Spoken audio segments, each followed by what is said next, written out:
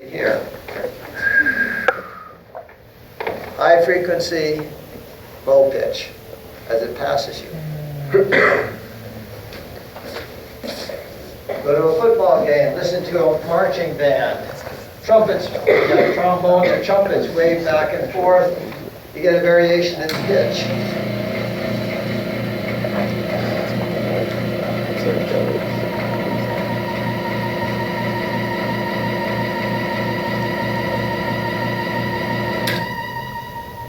It also has more mundane applications. You have the misfortune to be driving through Iowa on Interstate 80 and you're dying of boredom. There aren't even sheep to count. So you decide to count cars. And so you count the number of cars coming towards you and the number of cars passing you. Now, if your first thought is, well, both directions lead out of Iowa, so you should have people fleeing equally in each direction. And therefore, I should be meeting the same number that I pass. But you find you don't. You meet 20 for every one that passes you, for every one that you pass. Those are all examples of the Doppler effect. Now let's see if we can understand why this occurs. Now let's start with the cars fleeing Iowa. And for an average, we can just imagine that the cars are spread out uniformly in both lanes.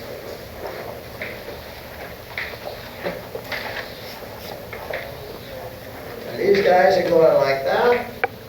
These guys are going like that. And the average spacing between them, that'd be the wavelength. Because remember, the distance between repeats is what we mean by the wavelength. Okay? Now let's suppose this is the speed of the cars on the interstate, v0. Now let's suppose your speed is vy. Now, if you're driving slightly faster than the average, how far will you gain on the chain of beads, the chain of cars? How far will you gain in a time t? Well, you're gaining on them by the difference in velocities, which is your velocity minus theirs. If you do it for a time t, then the distance you will have gained is vy minus v0 times t. So how many cars will you have passed? That distance divided by the spacing between the cars. Right? So, this would be the number passed. Now, how many will you have met? Now, if you had been standing still, a length v0 times t would have gone by you. Right? But now, those went by, and then you moved a distance vy times t toward them. So the total length that went by you is v0 plus vy times t. Right? And so, the number net will be vy plus v0 divided by lambda times t. And so the ratio, number met to number passed, the wavelength does not matter. The time does not matter. It is vy plus v0 over vy minus v0. So suppose the average speed on the interstate were 70 and you're going 75. Then you would get 75 minus 70 over 75 plus 70, which is, plus the other way around. So it's 145 divided by 5, which is 29. So that, despite the fact they're both fleeing equally in each direction, you will meet 29 times as many as you would pass. All right, now, this is exactly the same phenomenon with sound. So let's analyze a classic Doppler effect situation with sound.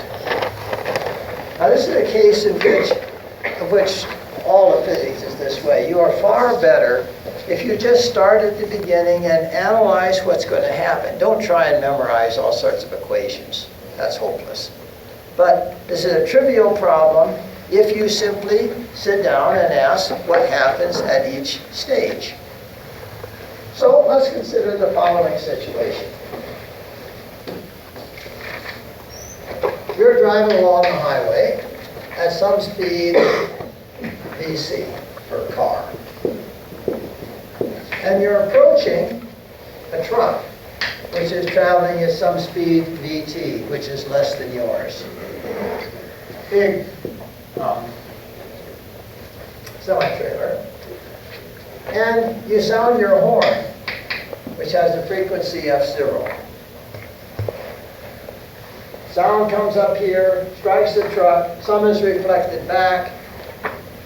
I want to know the frequency of the echo that you would hear. And to make life interesting, let's suppose there's a wind. Velocity VW, moving in that direction. Now let's suppose the speed of sound on this particular day is Vs. Now, I want to figure out the frequency of the echo I'm going to hear when the thing bounces back to me. Now it will occur, the process will involve 4 stages. First, the car will produce a sound wave. Second, the sound wave will strike the back of the truck. Third, the sound wave will bounce off the back of the truck. 4, you will hear that returning sound wave. And we got to ask what happens in each of those stages. Okay? Now, the sound wave is simply a chain of beads. Each bead is the peak of the sound wave.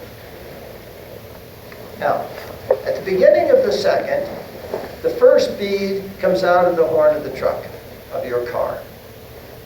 The f0 is the number of beads that your car emits per second. So at the beginning of the second, the first bead comes out. It travels a distance Vs times t. Or let's do everything for 1 second. So it travels a distance Vs.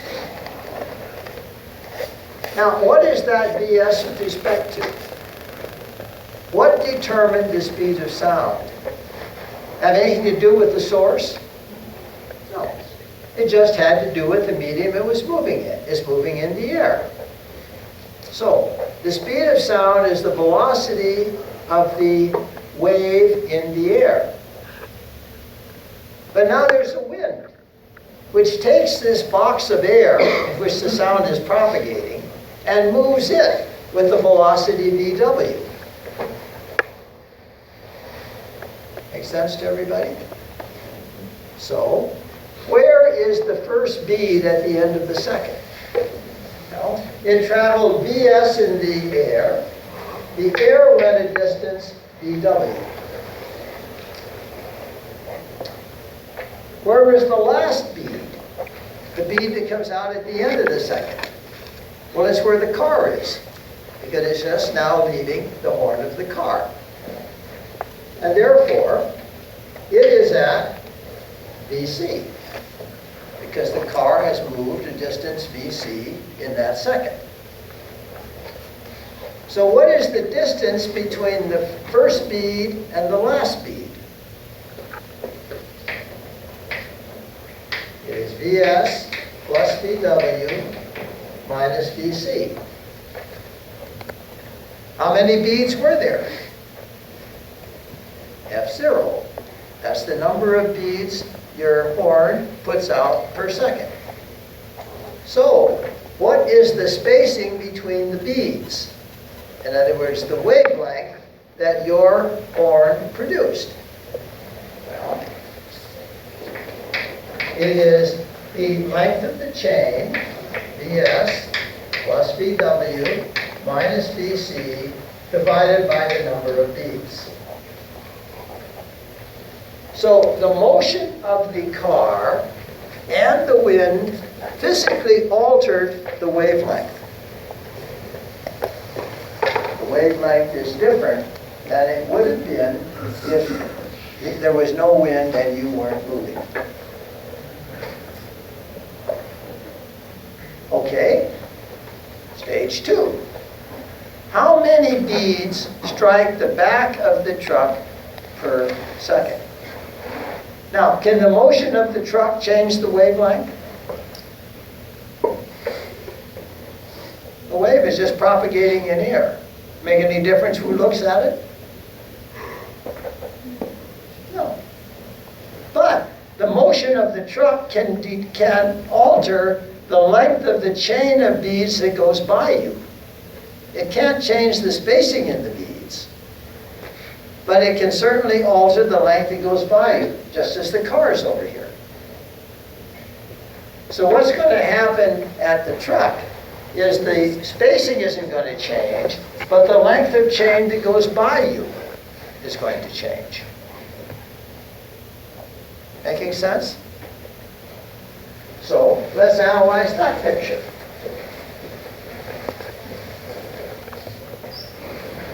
So let's call this LC. That's what was produced by the car. Now, here's our truck. If the truck had stood still, how